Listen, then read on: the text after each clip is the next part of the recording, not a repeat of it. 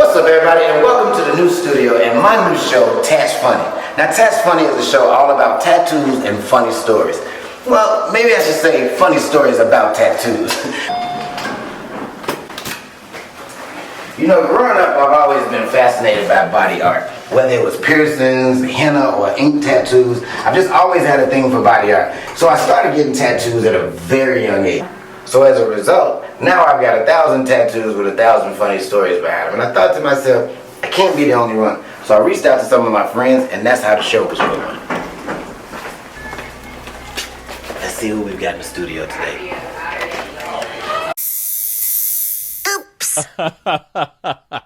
What's up, people, and welcome back to Tatts Funny. I'm your host, Kevin Damn Fool Simpson. With me today, on today's show, this is a special one, people. This is a special. This is a very good friend of mine, all the way from Chicago, Illinois, the South Side's own. One of Larry's boys.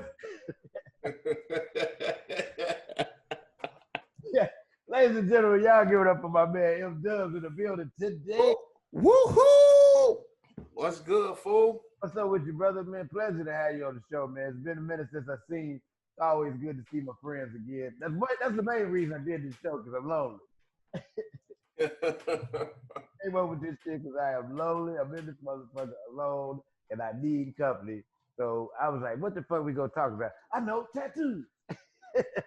Niggas is like, man, who came up with this shit? Me, nigga, who you think came up with it? Because people got horrible tattoos, bro. Bro.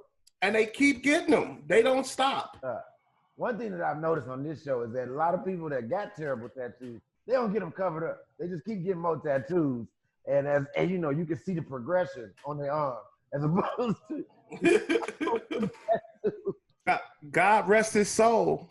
But the guy behind you, Kobe Bryant, had one of the worst tattoos, a rich person. I never knew what that was. That shit was terrible. It looked like it was supposed to be a crown, but I wasn't sure. And that's why he can't be the greatest of all time, because your tattoo is keeping you from. Your tattoo is keeping you from greatness, brother. That shit was terrible. But rest in peace, Cole. We love you. We miss you. Always. Now, I've seen some horrible, let's say, what do you call them? Memorial type tattoos. Oh yeah. Oh my God, man! I'm so sick of those. Hey, I'm totally burnt out with those. It's like I've seen bad Kobe's. I've seen a terrible Mike Tyson. It looked like they got the character from Mike Tyson Punch Out. Like, nigga, that's not really Mike Tyson. Hey, they showed this dude who had got Nipsey Hussle. Nigga, that nigga looked like Ice-T. That shit was funny than a motherfucker, Joe. You really gotta be careful with them goddamn portraits. I remember one of the first portraits I ever saw was remember Dennis Scott used to play for the Orlando Magic? Uh-huh. He used to have a portrait right here. And it looked like him. And everybody always was like, man, this nigga got a picture of himself on his arm. Oh, conceited there, nigga. Who was it? It was his daddy the whole time. Like, that was his daddy? Wow. Talking shit like, nigga, look at this nigga. Who he think he is? That's his dead daddy on his arm. We all talking shit about it. I thought that was him. I did too for the longest.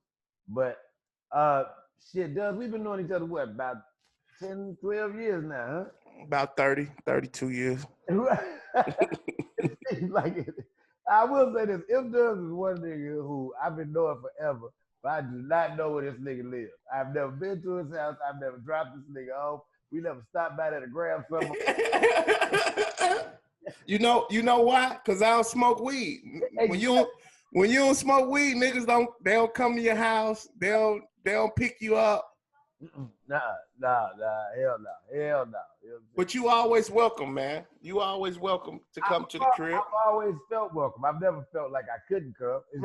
It just ain't never happened that way. Now we've been plenty of other places, which I'll get to later. But goddamn it, I've never been over there. That's always been funny to me. You know? And I ask other niggas, like, you know where Dubs live? Probably in the hundreds. Like it's a mystery, nigga. right, it's like the Batcave. You gotta get knocked out to go to the barbecue. But I remember when we first started hanging out. Mike Samp had called me, I think, and or no, we was all hanging out at the club at Jokes and Notes maybe, and then like somebody said they knew some chicks that we could go hang out with, and like we like, oh man, okay, we gonna ride over there see what's up. This is before you got married, of course. You know what I'm saying? We ride, we get over to the house. I think this was Mike's setup. You know? Yeah, that was Mike Samp setup. So we get in there, it's like 2 or 3 chicks. Yeah, you know what I'm saying? It's like they start at our age and they start declining. It was like 35, 28, 21, 17, 8. It was like, wait a minute. Why is this 8-year-old in booty shorts? Like, what the fuck is going on? Who child is this? But what really turned us off? Kids just kept coming out rooms. It's like, what? These motherfucking kids coming from? It's like these bitches got together and just bought all their kids and then shoved them in one room. Like, y'all go in there and watch TV. We gonna be out here, nigga. That was one of the weirdest days of my life. You know what I'm saying? Then I remember one time, this ain't got to do with you. I was just thinking about it because it was Ronnie, your brother. This nigga, I had a warrant out for my arrest, and I was in the car with Ronnie. It was me, Ronnie George, Ill Will, and I think Hot Sauce. And we driving. I think I'm driving. No, Ronnie driving. I'm in the passenger seat. Ronnie had that white Cadillac. We got them going down King Drive on our way to the crib on 60. We get about 63rd and King Drive. They pull Ronnie over, right? The lights go on. I say, hey, Ronnie, I'm telling you right now, as you slow down, I'm finna pop out this bitch and take off running. I was like, all y'all gotta do is tell them y'all don't know who I am, or y'all can get them this name right here. This is my alias that I use. And so Ronnie thinking I'm playing the whole time. He laughing and shit. Like, man, you funny, goddamn kid. You funny as hell. You stupid, boy. That nigga stopped that car, that door popped open like, yeah, I was going on their ass, nigga. I'm booking it down to down the alley, down the next alley, through the yard, back to the crib, nigga. That nigga dropped. By the time that nigga got to my house, nigga, I was upstairs in pajamas. I had slippers on. I came down and let them niggas. Wait, you ran for real? Yeah, nigga, I took off because I knew I had a warrant out for my arrest that I hadn't cleared up yet. And I couldn't afford to go to jail that night because I had a show. It was a big show. Like the next day, I was going somewhere to get some big money. So I'm like, oh, I can't go to jail tonight, nigga. That nigga got pulled over. We was leaving somewhere. I was like, hey man, look, I'm gonna tell y'all right now, I'm finna run, man. This nigga's like, man, get your ass out here. But that motherfucking car stopped. I hit that, pew, I'm gone on their ass, my nigga. Damn, that's crazy. That nigga ain't stopped talking about that night since. Like, man, this nigga fool crazy as hell. I needed some money.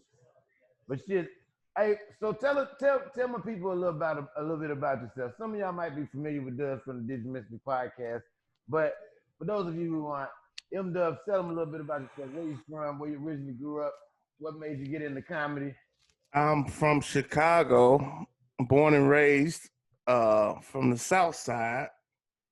I always loved comedy, bro. You know, watching Comic View and Def Jam, but I never thought about being a comic. You know what I'm saying? I never was like, oh, I'm gonna do comedy. It was just that one time I saw an ad on MySpace about open mic on Wednesday nights at Jokes and Oaks. Okay. And I went one night. I went by myself, and I saw motherfuckers performing, and I saw niggas really talking about shit that I've really been talking about my whole life. I'm like, damn, I can do that shit. And I never forget. This one, Lil Rel was the host, and he was putting his number on MySpace. And I called that nigga. I'm like, yo, what I got to do to go on stage? And he was like, you got to be here at 6 o'clock to sign the list. Okay. And I did. It took him like 8 weeks to put me up. I came every week. He'll be like, next week, next week, next week. So it took about 8 weeks, bro. And then he put me up.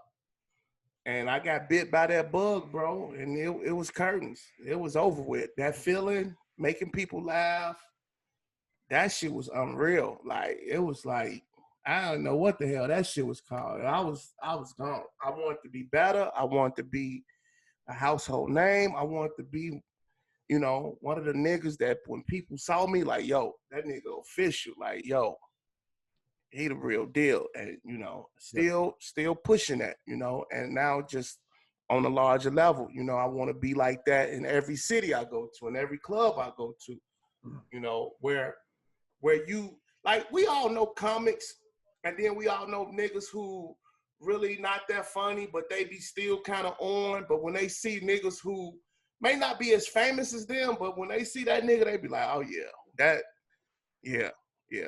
I respect that nigga. Yeah. That nigga he ain't no punk. Right. That He ain't nigga, no punk.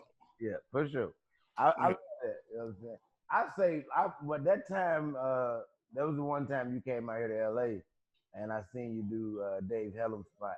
And that's when I was like, okay. Cause like I had seen you at the crib, you know, and that's pretty much all I had seen up until that point. Now I seen you do phenomenal shit at the crib. Right. Like to see you, you know, in a different environment with a different type of setting, different type of audience, you know what I'm saying? To like, cause it's all about finding yourself while you up there. You know what I'm saying? It's like you know, okay. I always do the substitution method. Like I walk into a spot, I look at it, okay, this like so and so. This right. Right. And then I equate it to that room and then I hit them. You know what I'm saying? But I love the way I love the way your comedy is conversational. It's not like some niggas, you know, when we watching them, you can tell it's been set up. Yeah.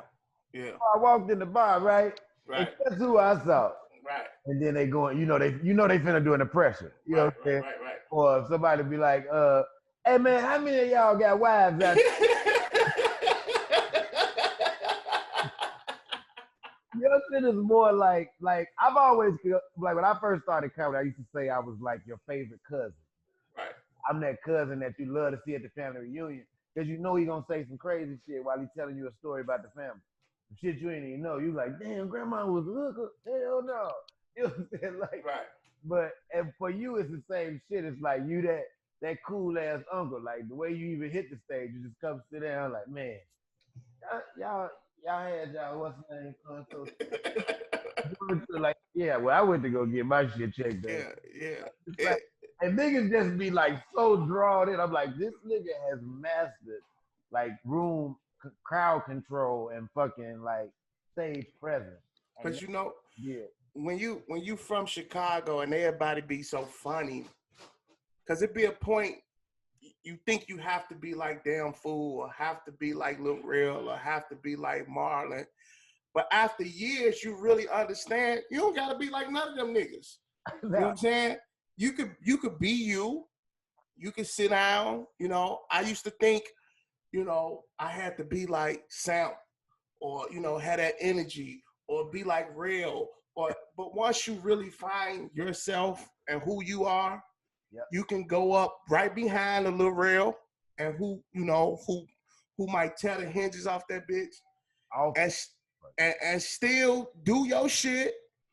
And you know what I'm saying? It's this. I look at it. It's like women. Like if you go holler at a chick, I don't have to go up to her like Damn Fool. I'm gonna come up to her like M Dubs, regardless of what you told her, regardless of what you said. I'm still gonna do me, and that's how I do it in comedy. Regardless of who went up ahead of me, in front of me, I'm just M Dubs. This is what I got. You know, take it or leave it. You know what I'm saying? And that's where I'm at with it. With my comedy, bro, it's confidence. It's just, man, but it took me a long time, bro. I mean, I'm still learning. 12 years. Yeah, You know? we all are, nigga. I'm still learning at year 15. So Like I feel like I know a lot, but it's like every time there's those certain veterans that you come across that make you like, fuck, I gotta go back to the drawing board. like, God damn, you watch a nigga just like go into his shit one night and you be like, I thought I knew it all, thought I seen it all. And then it's like, I want to do something like that though. You know what I'm saying? Like that should be. you know who did that for me? I watched this nigga fucking Godfrey, man. Yeah, And I was like, happened. That nigga will do that to you. I said, how the I was at improv and he was cool. I love cool comics, bro. I love niggas who cool. I don't know Godfrey. He don't know me. I just know he from Chicago. And I think Erica Clark was opening for him. Mm-hmm. So Erica always be cool when she opening for guys and she call niggas and be like, yo, you want to come see Woo? So I'm like, cause you don't know what comics be cool or not. I'm like, yeah, if he cool, if he don't. She like, nigga, he said, come on. Like, so they let us come backstage. He cool. I'm talking about, bro, the shit he did on stage. I said, nigga, how the fuck you get like that, bro? He just was laughing. He was like what? I said, everybody keep talking about Kevin or Mike. In my personal opinion, Godfrey the coldest nigga out. Before this COVID shit, man, Godfrey killing, bro. Godfrey is killing these niggas, man. When that I nigga say, you know who did it for me? I got to open up for Mark Curry in Denver. And like, I just was blown away. You know what I'm saying? Like, first of all, I ain't never seen Mark Curry do stand-up. I've only seen Hanging with Mr. Cooper. You lying, bro.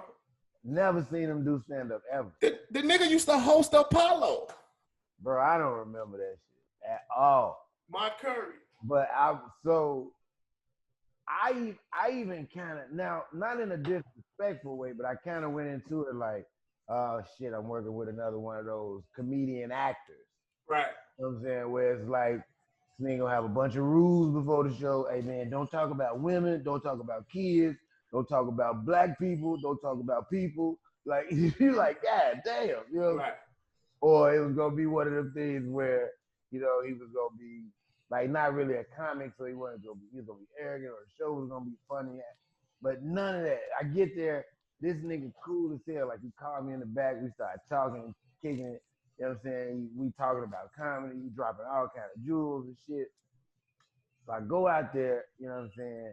And he like, hey man, go out there and do your thing, man. He said, I seen you, I like you, I like your energy, I like all that. He said, do your thing. Have a good time out there. And he gave me like 30 minutes, which was unusual because it's like I'm featuring. Right.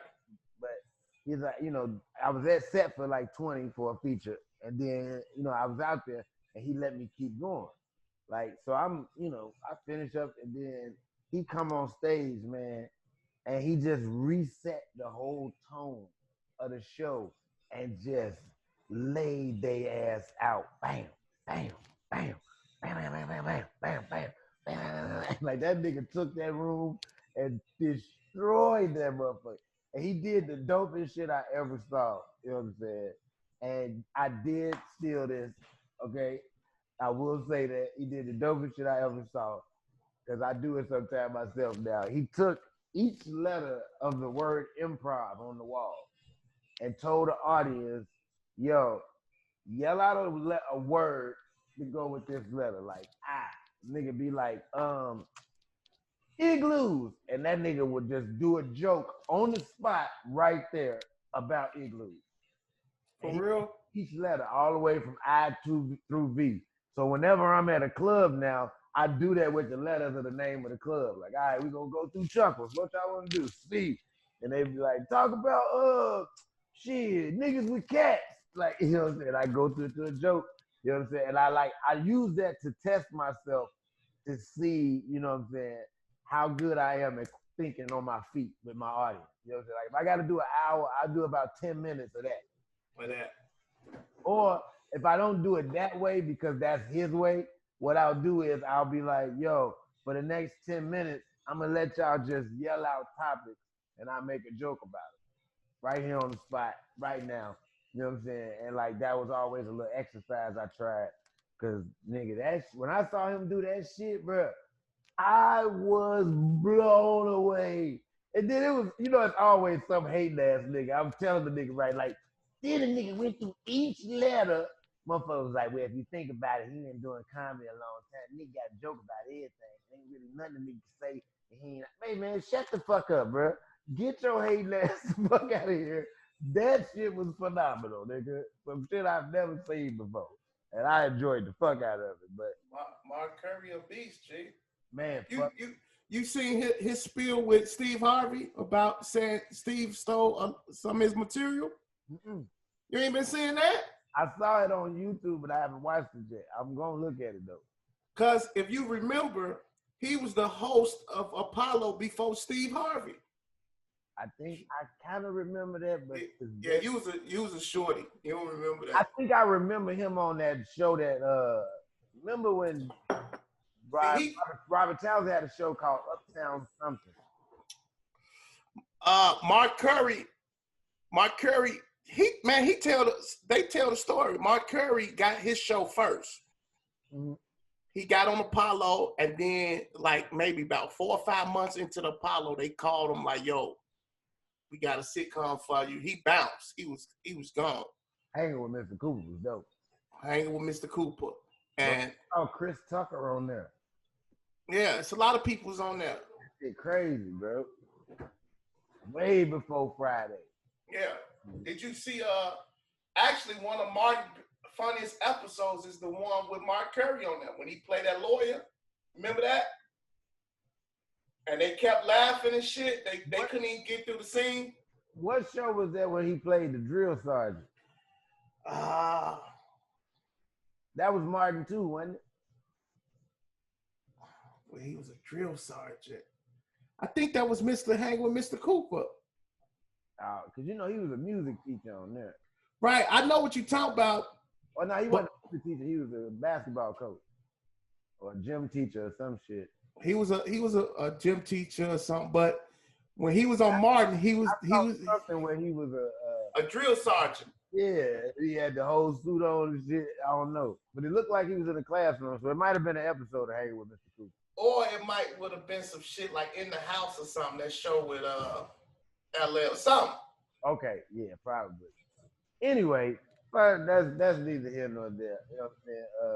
I always love to have a little comedy conversation, but the show is called Tatts Funny, and I came up with the show because it's like I've got a pretty good tats that's funny. You know what I'm saying? And it's always a good conversation starter when a nigga pull his jacket off or something and the nigga ain't never seen your arms. They be like, oh shit, hey damn fool, you tatted up. But then they be like, fuck is that? What's that one right there? Like when you gotta start explaining them motherfuckers, it be hell, you know what I'm saying? But so I started the show because I'm like, man, I know it's other people out there for horror stories or funny stories or whatever. So I hit you up. I appreciate you coming on the show to reveal this stuff because some people might not know it. Some niggas have revealed some embarrassing shit on here. I had a nigga come on with a whole tramp stamp. You know what I'm saying? It was just like fucked up. But you sent us the picture. Y'all take a look at it. Y'all go ahead and check out the picture real quick. Now, okay. I'm not sure what I'm looking at here. I'm not sure if everybody else is. We at least have an idea what's going on here, but I'm not sure what's going on. So you tell us what this is about. Goddammit, what's the story behind it? Man, you know what? This is a cover-up of a cover-up of a cover-up. Oh, wow. Okay. Now, we've had a double cover-up on the show. I think this is one, two. This is two cover-ups. So I'm going to take you back. Okay. Till 1993. 93. I put mom on my arm. M-O-M. How old are you in 93? 13 years old. Okay. We just found out how to do tattoos with a needle and ink. My homeboy showed us that you could do these tattoos. So I drew the letter. I drew mom, and I just sat in my house and I just did my, and spelled mom. But bro, when I went to high school the next year, and these niggas roasted the shit out of that tattoo every day because they said it said wow. It looked like, because I did it like this, fool. I did it sitting down. So to me, it say MOM, but if you looked at it, it said WOW. Nigga, these niggas roasted the shit out of me. From 93 to like 95. All it takes is one nigga to say that. You be proud of some shit to that one nigga be like, hey man, what the fuck is that, Joe? So they used to call me Wow, right? So I get this Mexican dude who did my homie tat. Okay. He covers it up with a tiger. Okay? Put a tiger on my arm. And he put all these colors, red, yellow, green, all these fucking colors, like I'm a Mexican and shit. So I takes a bath. My tattoo is fresh. I takes a bath. I takes a bath with my tat, bro. Okay. And it fucks it up. Yeah. Fucks it, look faded, it's bogus. So I had a bogus tiger on me for about 6 or 7 years. Maybe from like 95 to like 2008. Damn. Yeah. So 2008, I go get what you guys see now. If you really look, you can still see the panther. There go the panther, there go the tail. So he put this face. I went to a tattoo shop and I had the panther. You can see it, the panther is right up in here. So he was like, yo, just let me get busy. I said, okay. He drew this shit. And the panther, you can see the tail, right? See the tail? That's the tail. Yeah, busy. I ain't gonna lie. Like the motherfucker dope. It is, but it's scary. But it's like one of them. It makes you go to like, well, what the fuck does that mean? You know what I'm saying? Yeah, because everybody always asks me that. But what's crazy is, I think this dude was like a racist, bro. Like the guy who did it, he had all these like SWAT stickers on him, and I ain't peep game till he was kind of finished. I'm like, dude, you kind of low key racist. Like, I seen all these Confederate flags in the tattoo shop. I mean, he ain't say shit or do shit to me. Right. But I kind of looked after he started. I'm like, this nigga low key Archie Bunker in this motherfucker, man. Like, I don't know if I feel comfortable. Right. I don't know. And so now I'm 39. I probably was about 27, 28 when I got this. I want this covered up. So now everywhere I go, people be like, bruh, what the fuck we gonna cover that up with? I'm like, dude, nigga, you want a black circle? You know what? I want like some tribal. But now I want a sleeve. Okay. I want a whole sleeve. Yeah, that's the only way you gonna be able to do that, man. Like, but this tattoo hurt it, and tattoos really hurt. I don't like getting them because they hurt. I don't. That shit painful, bro. And when he went to color in the dark spots, he put on like this other fucking, like it was like a fucking another clip. I'm like, this nigga had like a gun, like, and he started shaving that shit in. I'm like, bro, that shit was hurting like a motherfucker. I'm like, nigga, what the fuck is you doing? But this shit, I think this shit has been stopping me from getting bookings, bro. Like real shit. I think people see my tattoo, be like, nah, you're not the comedian that we Sam a little crazy. Yeah. Yeah, Yeah. I'm sure that's how people look at mine because all of my shit is skeletons and skulls and grim reapers and everything on fire, like everything on fire. You know what I'm saying? Like I had this theme that I was going for with my tattoos. I was like kind of like Two-Face. Two-Face always been my favorite villain in like comic books. Two-Face and the Joker. You know what I'm saying? Because it's like they were just cool ass niggas. And Two-Face had the whole two sides to him. And I feel like I've always been a nigga that believed in duality. Like everybody has two sides to them. You know what I'm saying? I hate when people try to act like, oh, I'm this type of motherfucker. Now you all kind of motherfuckers. You don't know what you'll do under pressure, nigga. Like you said. So I love that motherfucker. So I didn't, you know, I was like, I'm gonna get my tattoos like that. Everything on my right side gonna be bad shit, and everything on my left side gonna be good shit. You know what I'm saying? Fuck with shit. You know what I'm saying? Like my motto, my, you know, different things like that.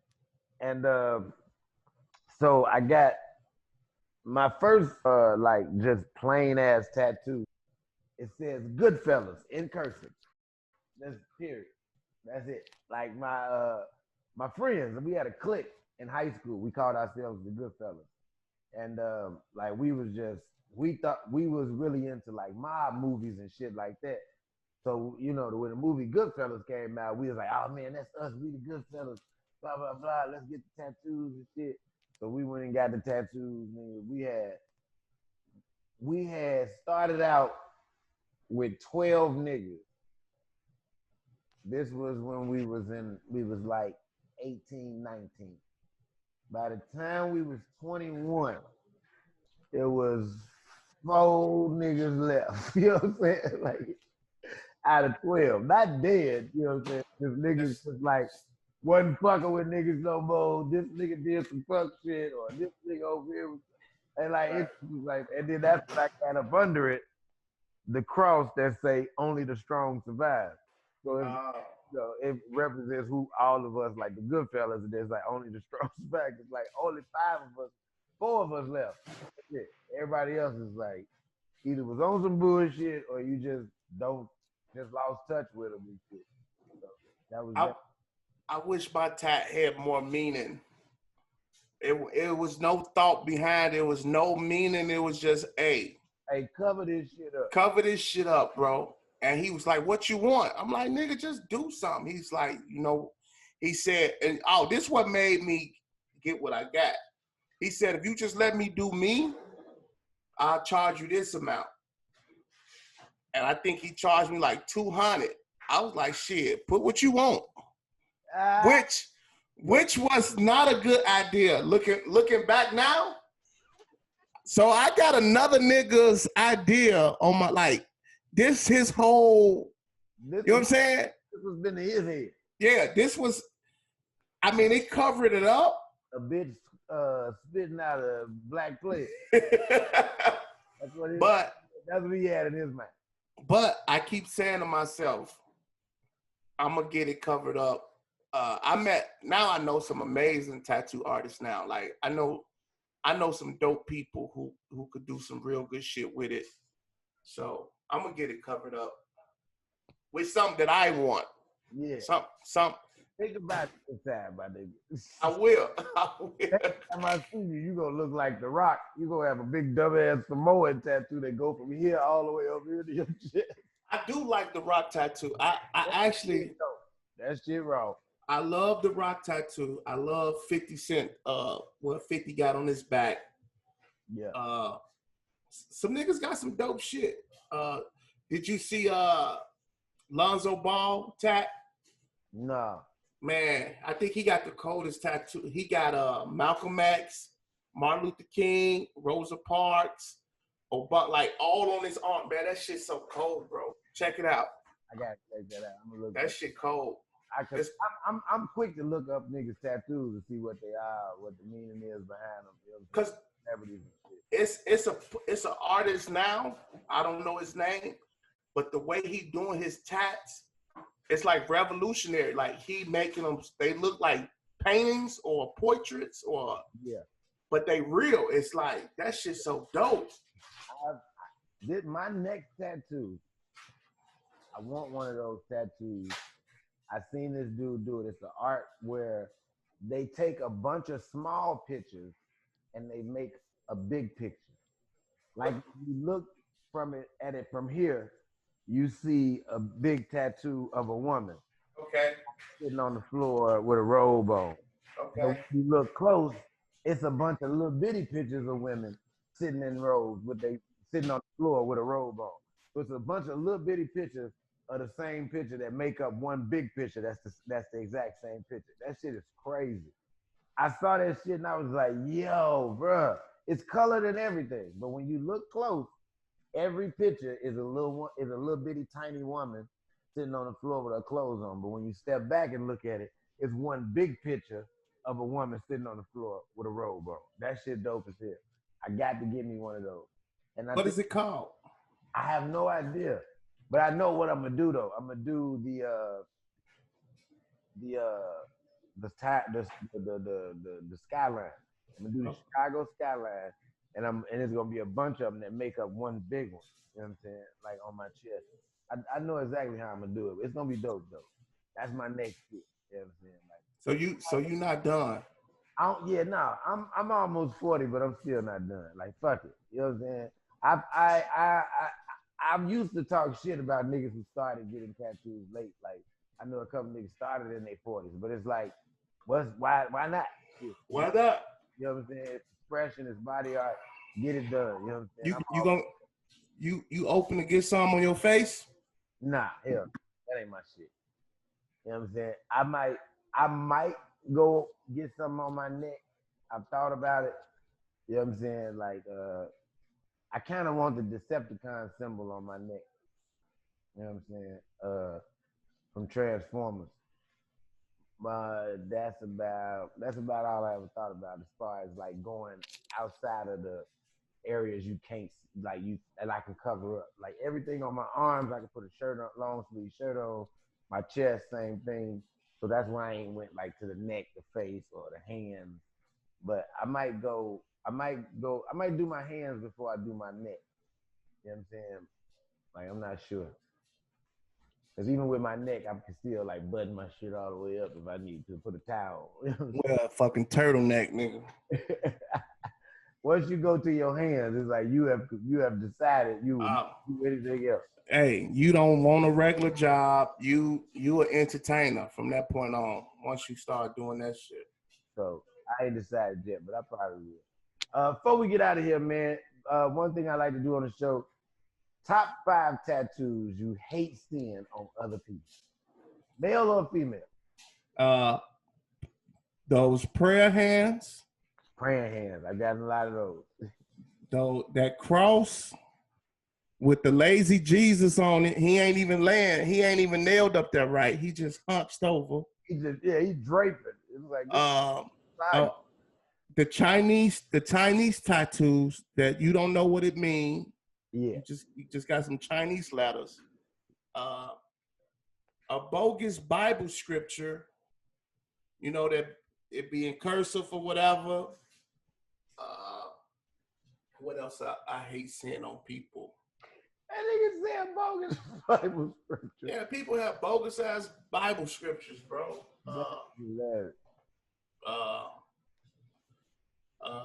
What else? What is notorious? Oh, and like we was talking about portraits, like terrible famous people, like some terrible Tupac tattoos. Like it don't even look like Pac. That seems to be the most common one though. Tupac. There's a million terrible Tupac portraits. Like nigga, that is not Tupac, nigga. That is Gandhi. Like with a nose ring. What did you do? That's motherfucking Steel from Juice. That's who that is, nigga. That's Steel, the singer, nigga. Hey man, I appreciate you coming on the show. Before you get out here, let everybody know where they can find you, social media and all that stuff. What you got coming up? Man, Marvin Phipps on everything, Facebook, Instagram. Coming up, man, just staying out the way, bro. Hopefully shit get back cracking. It seems like a lot of shows been picking up. I'm still scared to do show. I'm not gonna lie. I got like 3 or 4 shows today, and I'm still leery because I had the Rona, and I'm like, I'm still scared to go out in public. So Hey, I'm taking my time. I feel and prayers and blessings to you and your family. I'm glad y'all pulled through, man. I was terrified when you told me that what was going on, but I'm glad y'all pulled through it safely and everybody's good. But I feel you, man. Stay safe. Don't rush out there. Niggas is already rushing. Niggas ain't listening to that challenge that they keep posting on their page. Don't rush. In the house, nigga. Y'all know y'all can always find me, damnfoolisfunny.com, as well as damnfoolisfunny on all social media platforms. You can also catch me on the Did You Miss Me podcast, as well as didyouMissMe.com, where you can find all of our merchandise and other things. Be sure to check it out. Stay tuned for our next episode. Appreciate y'all coming through. Thanks a lot, Mark.